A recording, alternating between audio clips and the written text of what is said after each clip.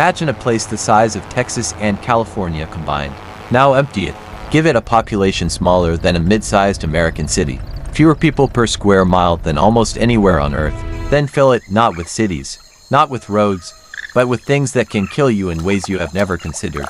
Things in the water, things in the trees, things buried in the sand that haven't changed since the dinosaurs walked the Earth. This is the Northern Territory of Australia, and the 250,000 people who live here don't just survive it. They call it home. Let's start with Darwin. The capital city of the Northern Territory holds an official distinction that no city in America has ever claimed. It is the most disaster-struck city in the developed world per capita. In December 1974, Christmas Eve, Cyclone Tracy made landfall over Darwin while most of the city was asleep. Wind speeds reached 135 miles per hour before the anemometer broke. Scientists estimate the actual gusts exceeded 185 miles per hour. For context, a Category 5 hurricane is classified at 157 miles per hour. Tracy exceeded that. In one night, 70% of all buildings in Darwin were destroyed. 90% of homes were rendered uninhabitable.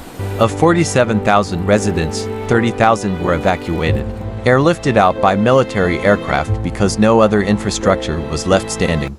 Darwin, as a functioning city, ceased to exist before sunrise on Christmas morning. The people rebuilt and came back, and they are still there today, knowing that the same thing could happen again next season. Because in the Northern Territory, it's not a question of whether, it's a question of when. In the rivers and swamps and coastal estuaries of the Northern Territory lives an animal that has existed for 200 million years without meaningful change, because it has never needed to change. The saltwater crocodile, up to 23 feet long, up to 2,200 pounds, the largest living reptile on Earth. It survived the extinction event that wiped out the dinosaurs. It survived the ice ages. It has outlasted every mass extinction this planet has thrown at it. In the Northern Territory alone, there are an estimated 100,000 of them. They are not contained to rivers. Saltwater crocodiles have been found hundreds of miles offshore in the open ocean. The most terrifying thing about a saltwater crocodile is not its size. It is its patience. A crocodile can hold its breath for up to 2 hours. Researchers have documented cases where individual crocodiles learned the exact time of day that people came to a riverbank and positioned themselves there, waiting, at the right time, in the right place. In the Northern Territory, every river, every billabong, every flooded roadside ditch carries a sign. Crocodile warning. Tourists sometimes ignore these signs. It does not end well.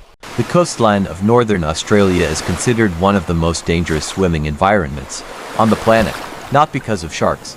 The box jellyfish, Tyrannex fleckeri, is considered the most venomous marine animal known to science. A single specimen carries enough venom to kill dozens of adult humans.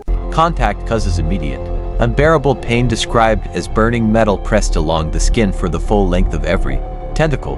Without treatment, cardiac arrest within minutes. The animal itself is nearly transparent. Its bell is roughly the size of a basketball. Its tentacles extend up to 10 feet. It does not hunt humans. It drifts with the current, and if you happen to be in its path, it cannot tell the difference between you and a fish. Jellyfish season in Northern Australia runs from October through May.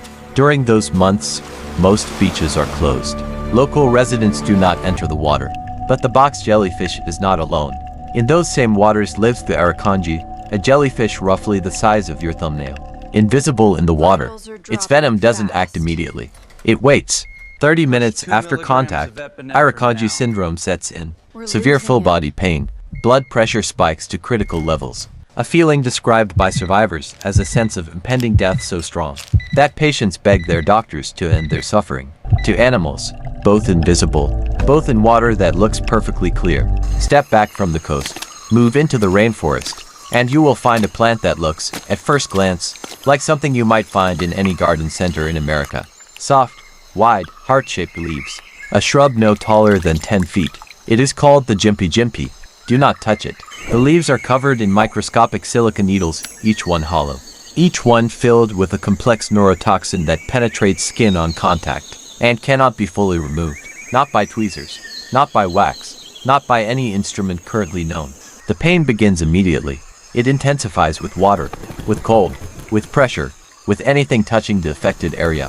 Survivors have reported experiencing acute pain episodes 20 to 30 years after the original contact. Researchers who work near this plant wear thick gloves, sealed goggles, and respirators, because even the airborne pollen from a jimpy can cause respiratory damage.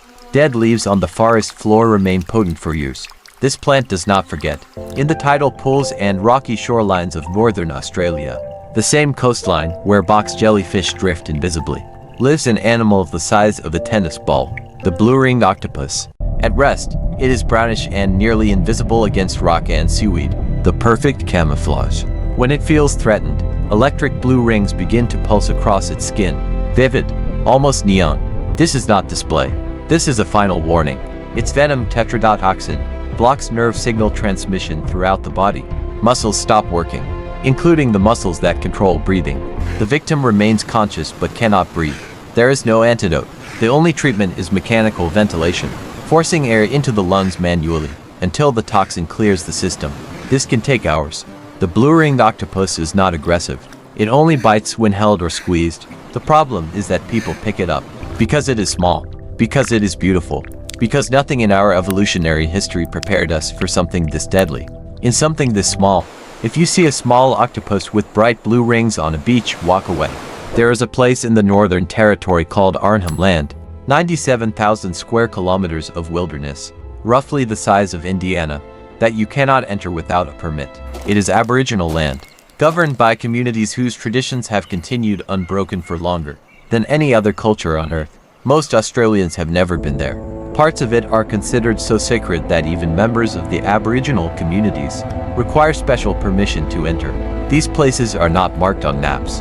They are simply known by those who need to know. Scientists who have studied the accessible edges of Arnhem Land have documented one of the highest densities of reptile species on the planet, including the inland taipan, the most venomous land snake in the world. And in 2022, researchers confirmed that the saltwater crocodile populations in the coastal waters of Arnhem Land are the largest anywhere in Australia. Arnhem Land is closed, and that may be exactly why it is the way it is. The people of the Northern Territory have lived here for 65,000 years.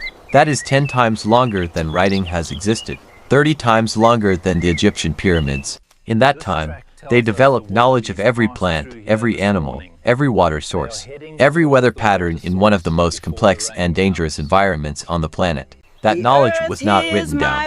It was encoded in songs. The song lines, also called dreaming tracks, are a navigational and cultural system in which routes across the continent are embedded in music. A specific song describes a specific landscape. The rocks, the rivers, the landmarks. Know the song, and you know the way. This system worked with precision, without maps, without instruments, for 65,000 years. And it is disappearing. Elders are passing.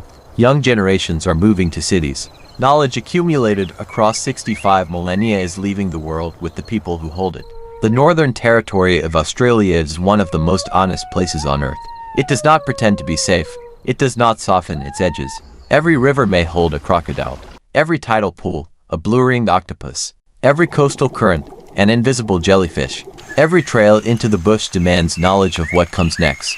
The people who have lived here for 65,000 years understood this completely. They did not conquer this land. They learned to belong to it.